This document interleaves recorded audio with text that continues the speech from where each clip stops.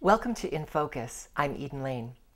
Now, Season 6 did begin several weeks ago, but tonight we're thrilled to make our return to Colorado Public Television in prime time. The only reason we're able to do so is through direct financial support from viewers just like you.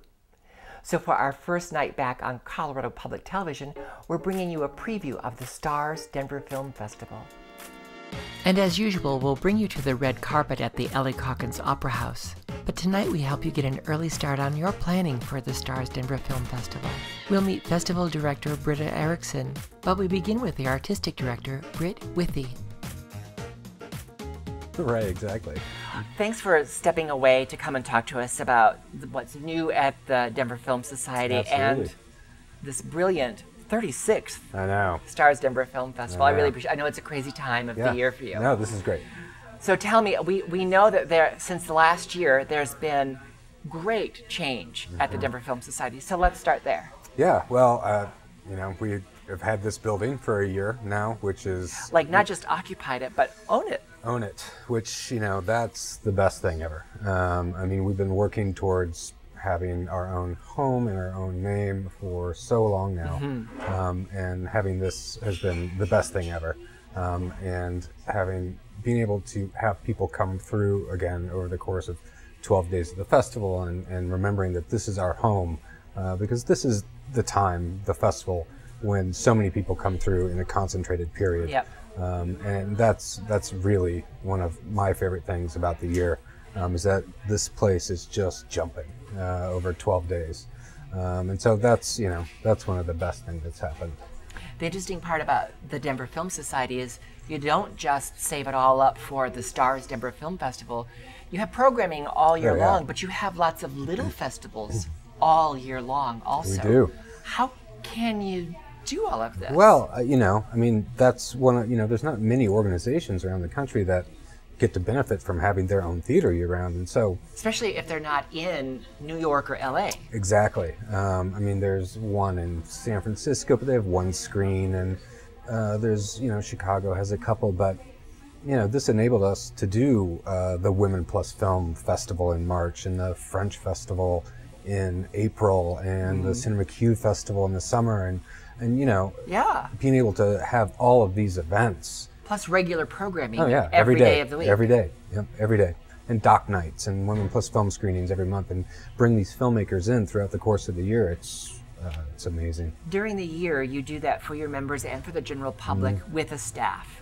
But when we're getting close to the Starz Denver Film Festival, you have this armada of volunteers. Tell me about how you're able to consistently keep so many people excited and engaged to work so hard. Well, it's fun, number one. I mean, the festival is, the most fun, large-scale event we do. And people come, and there have been people volunteering for this festival far longer than I've been working here. One of the first jobs I ever did when I started working for the Film Society, and that was long before it was a big year-round operation. It was just the film festival, the Oscar party, and a couple small events.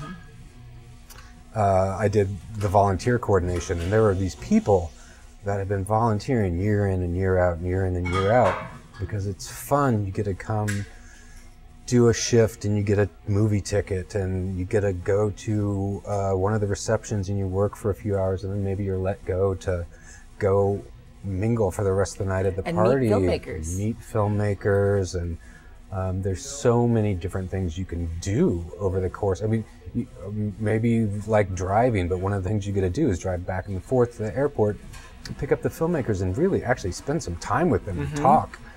There's just so many opportunities, and so we have all these people that have been coming back and doing it year in and year out for 20, 30 years, and that's amazing. That's real dedication and love for an organization. We couldn't do it without them. There's no way. They love the organization. They love film because you have the breadth of what's available, whether it's high art or really commercial. Right. We have all of that to choose from. Yeah, and I think that's, one of our programming edicts is to certainly try and bring something here for everyone, and try and really have as many diverse selections so that, it's not just a festival for high art people, or, it's not just a documentary festival or a festival of American independence. We really try to cover broad base. So, anybody can come down and find something they'd like to see. And something that they might not have ever given a chance. Hopefully. And discover a new part of film. Yeah, hopefully. I mean, that's one of the things we really count on is, there are a lot of people that will come to the big red carpet events where, they're movies that you've heard of and stars attached to them. But maybe that will propel you to really check out something you've never heard of. You could be sitting next to someone who has something in the Colorado focus section, or a director from Finland who's here for the festival. We really hope that's the case every year, and I think because our audience numbers continually grow year after year after year, I think it's sort of bears that out. Yeah, if you were giving guidance to someone who has either only attended the big screenings before, or only occasionally come down to the Film Center during the year and has never really participated in a real way in this exciting event, because I have to say it's one of my favorite times of year. I love this film festival. Right. How do you counsel people about how to jump in and not be afraid to try it? What's the path they find? I try to tell people a few things. I encourage people to go to a film where a filmmaker is present, so they get that experience of the dialogue with the artist, because that never happens outside of a film festival environment, generally. Unless you're here. You guys do that here a lot, we do really. We do. But not on this scale. But it's different, even within a film festival. There's a different type of energy that happens with a film festival. So that would be one. I always encourage people to go see a package of short films. Yeah. Because that's, again, something that is just almost never happens anymore outside of a film festival environment. And there's always filmmakers present for those. They really come out to support that. If you want to see someone passionate about the work they do, I know. Meet those short filmmakers in the documentary. I know. I mean, they still spend a lot of money on making these short films, and they're just like little perfect jewels of filmmaking, and they don't, they spend a lot of time, they spend a lot of money, and they don't go anywhere, really. I mean, film festivals and then perhaps on the internet, no theaters play them before films anymore. Maybe a cable channel will pick one up now and then. Yeah. But it's, it's a great thing to see. So pick a short program.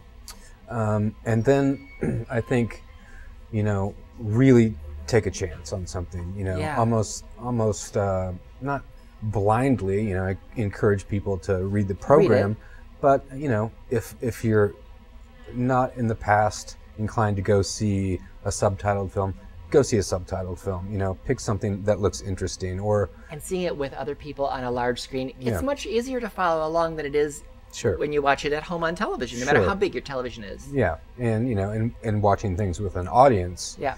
And our theaters are generally pretty full during the festival, is way different than watching something home alone. I mean, the energy affects the viewing in a completely different way.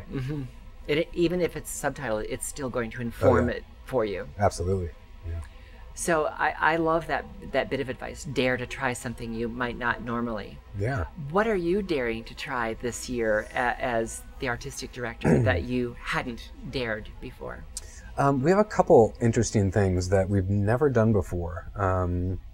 And there's two programs in a panel that are sort of all tied together. And they center around TV productions as opposed to more made for theatrical film productions. And one of them is a German miniseries. It's called Generation War. In Germany, it was a 3-part miniseries. So it's around 5 hours, a little more than 5 hours. We're playing it in 2 parts, so they're long, 2.5 hours and 2.5 hours. And it's an amazing story, but it's, taxing to watch. And the other one... Because of the story? Because of the story and the length. I mean, you have to really commit to seeing all 5 hours. People are more used to binge watching now, so maybe they'll be able to cope with that. Yeah, for sure. And the other is a Czech and Polish mini-series that is also content taxing, but length. It's in 3 parts, almost 90 minutes, 90 minutes, 90 minutes. So it's like signing up to watch 3 films. You can't go see part 2 without seeing part 1. I mean, you really need to subscribe to the whole thing. And then there's a panel about is TV production these days sort of the new place or the better place than film production? Because there's so many really amazing TV shows going on. And a lot of people are spending, I think, a good part of their time, sort of entertainment time, on TV. I mean, you can just see it with like how many people were way into like Breaking Bad, or these Breaking Bad, House of Cards, Orange is the Walking New Black. Dead, all these things. And these productions are heralded as, you know, amazing productions. And is all the good writing talent and all these good talents going to television as opposed to film? And that's going to be a discussion about among people who are grappling with this as their job. Right. Yeah. Wow. These are the kinds of things that even the best film festivals, largest film festivals, most well-established film festivals have to work hard to bring their audiences and their communities. The fact that the Denver Film Society and the Starz Denver Film Festival is doing that right here in Colorado is just that much more magical, and I'm so glad you helped whet our appetite and maybe give us a little bit of guidance how to attack it this year. Oh, thank you. Thank you very much.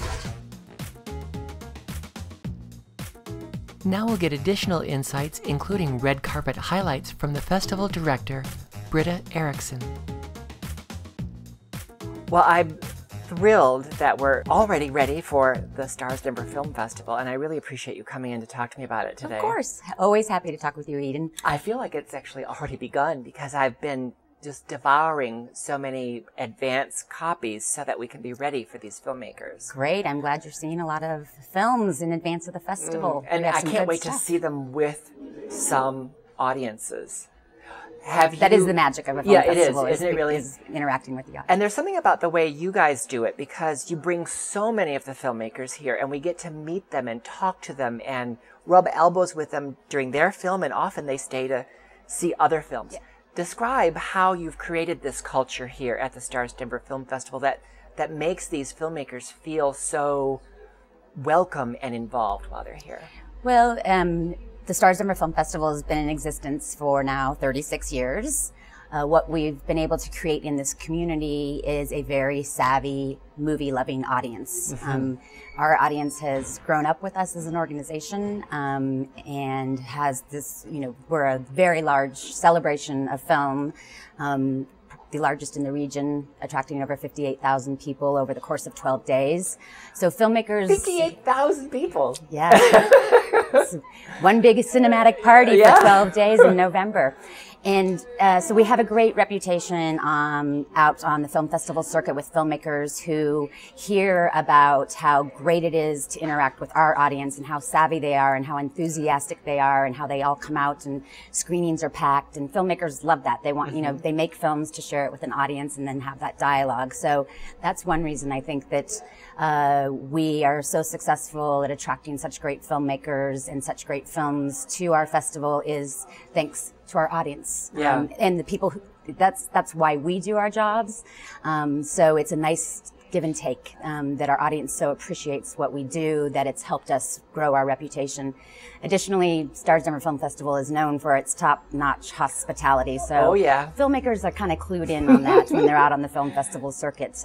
So because we maintain that standard of hospitality every year and don't ever cut back on that, because it is one of the signatures about our festival, to take really good care of our guests.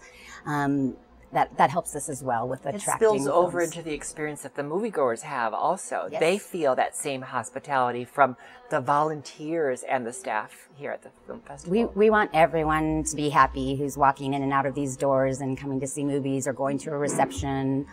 We want ticket buying to be a happy experience. We pride ourselves on our customer service, and I think we do offer a great event to the citizens of this region. Well, that brings us nicely to this year. You've expanded your red carpet programming from 3, which is normally what you do, Yep. to we have 4, and they're all really exciting for me. Tell me about these red carpet films and events. We've got some of the hottest titles that are coming, into fall awards season. We are opening with Labor Day, which is directed by one of our alumni filmmakers, Jason Reitman. Jason Reitman is A name they might remember. from Juno or Up in the Air. But this is a departure for him. I mean, he's working with great actors, Kate Winslet, Josh Brolin, Caitlin Griffiths, a great up-and-coming actor. They're the primary 3 characters of this film that happens in their house over in a Labor Day. Over Labor Day weekend. Yeah. And they don't know each other at the beginning of the movie, and I don't want to give away too much of the film, but it is a powerhouse acting, and Reitman working not in that kind of humorous mode that he typically works in. In fact, when he introduced the film at Telluride, he said, "I hope you haven't come here to see a comedy." So it's powerfully acted. It's a really touching story. And I think people are going to be very excited to have experienced it at the Ellie Calkins. Our big night film is Nebraska, which is Alexander Payne, another alumni filmmaker of the film festival, The Descendants. That's what happens when you've been running for 36 years. Some of your alumni become... Well, and we like to really track what our alumni filmmakers are doing and be supportive of their next endeavors and grow together. And so this is also a little bit different for Alexander Payne in that he shot it in black and white, but it's... Second year, we're having a black and white film. So the artist, two years ago. Yes. I felt like I had to apologize in advance for the artist being black and white, but not for the story and how great it was. And then look, it went on to win all these Oscars. And so now my audience. And 3 minutes after it started, no one, exactly. So now the audience at the Ellie totally trusts it. In fact, they probably want to see more black and white. So, this is got that Alexander Payne humor to it. It's got it's going to be, for sure, Bruce Dern is going to be nominated for an Academy Award for this role. Keep hearing that all season long. And it's a really fun film, and he just gives this heartbreaking but humorous performance. You're with him right there the whole way. And Will Forte plays his son, his reluctant son that takes him on this drive where they drive all these hundreds of miles to go claim a sweepstakes prize that the son knows, in fact, is not real. But his elderly father is convinced that he's won this sweepstakes. And so they go on this road trip. So it's a road trip movie. And Will Forte, even though there is some humor, obviously, in what Alexander Payne always does, it's not an outright comedy. So Will Forte's working in dramatic fashion, which we're not used to seeing him that way. So I'm very excited. Some of the best films do that. They borrow bits and pieces from other genres, no matter what genre their main theme is built in. So after Big Night, we have added something called Centerpiece. Centerpiece. Yes. And there's a very brilliant reason you've done that this year. We had an embarrassment of riches. In fact, it was hard to even narrow down to 4 red carpets. I had quite a few other films that have ended up in our special presentations, which is, plenty of seats at those as well, just not quite as many at the Ellie. That to choose from. So August Osage County. It's based on the Tracy Letts play. I'm sure you're familiar with Tracy Letts, great playwright. And it just had some productions this past season in Colorado, so a lot of the viewers will be familiar with the material, but they're getting to see it treated with Hollywood royalty, really. Yes. So John Wells directed. John Wells was a showrunner of West Wing. John Wells is a previous recipient of the Starz Denver Film Festival's Mayor's Award for Career Achievement. He was here with our opening night film in 2002, White Oleander, which he had produced. He had also produced in that same year Far From Heaven, which was in the festival. So in that year, we gave him that award. So he's coming back for the first time since then with only his second feature he's directed. He did Company journeyman last year, but he is took on the challenge to direct this Let's Play, which is a very highly dramatic family piece, family drama, and the challenge of directing some of the most brilliant female actresses working out there today. And so the likes of Julia Roberts and Meryl Streep, and they just chew up the scenery. And I'm looking forward to the post-conversation with John. So they'll get to meet the director. Yes, he'll be at the screening, and I think we'll be talking a lot about what it was like to work with Hollywood royalty. So even though this will get a wide theatrical release, you've got to come and see it at the festival to get that direct connection with the director.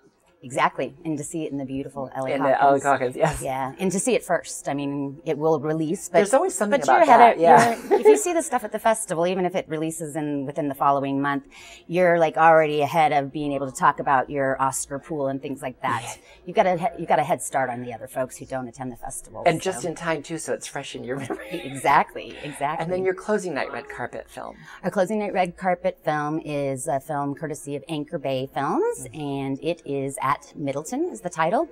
It stars Andy Garcia, who also plays producer on this one. Andy obviously was with us last year to be the first recipient of the honorary George Hickenlooper Award. Andy is going to be returning with At Middleton. We're very excited to have him come back. The chemistry between Andy Garcia and Vera is just magical. Vera and George Clooney and Up in the Air was great chemistry. She's able to work with those powerful actors and just come off really nicely. And they're two parents, they're strangers, who are both bringing their children to college admissions tours at this idyllic, prestigious Middleton College. And they actually, at first, he's so straight-laced and she's so free-spirited, and you can tell they're just going to clash. But over the course of the day, they end up having the greatest campus tour, because they basically ditch the textbook tour, go on their own crash course, and learn a lot about love and life and new beginnings along the way. And so it's really lovely. And the other thing is Thaisa Farmiga, actually, who is Vera's younger sister, plays her daughter, and I've never seen that work very well. I haven't seen this. I can't wait to see how that works. So sisters playing mother-daughter. Well, I appreciate you taking time to help whet our appetite for what's about to happen in just a matter of days right here all across these venues for this festival, but really stemming from this home, and I really appreciate you taking time for me today. Thanks for having me, Eden. Look forward to seeing you during the festival. We're looking forward to the 12 full days of diverse cinema at the Starz Denver Film Festival, and we'll bring you a special focus on Colorado connections, including the important documentary Hannah Ranch. And the Denver Actors Project will feature 6 films telling one story. If this letter speed and my invention thrive, Edmund the base shall top the legitimate. I hate my job. I have become like most Americans who wait for slivers of free time so they can space out and forget who they've become. They say there's no fate. What there is what you create. And even though the world goes on for eons and eons, you're only here for a fraction of a second. I'm not feeling very well. To hear that song, I love that song. Our knowledge has made us cynical. Our cleverness, hard and unkind. We think too much and feel too little. The Denver Actors Project will be spread across the festival, and a special screening with all 6 stories combined. There's also a special live event with Colorado native Patricia Ward Kelly documenting her husband's career, Gene Kelly: The Legacy.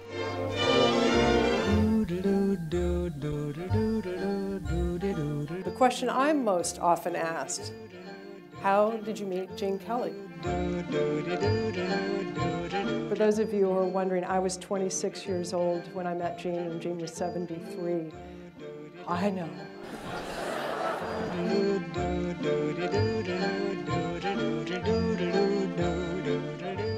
I I recorded Gene in some format almost every day for over a decade.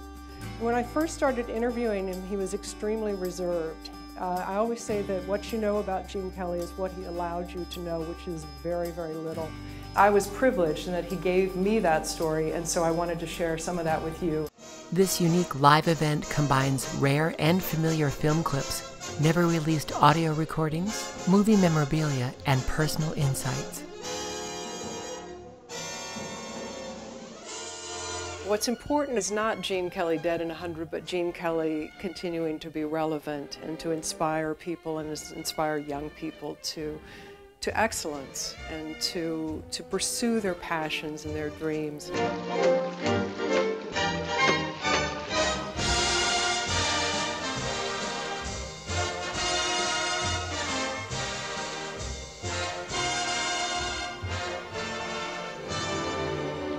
Dancing and singing in the rain.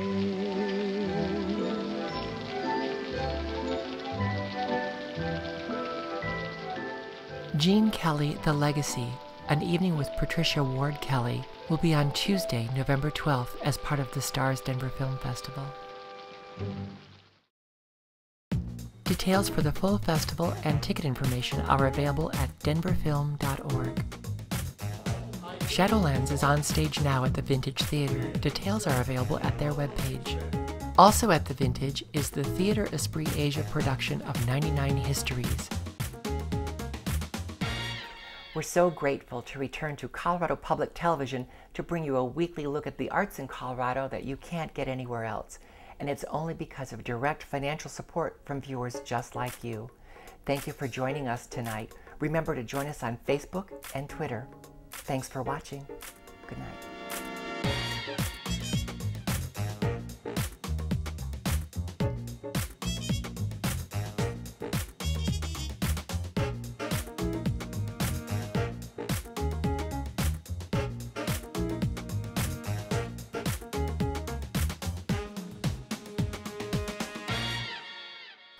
Snugglebug.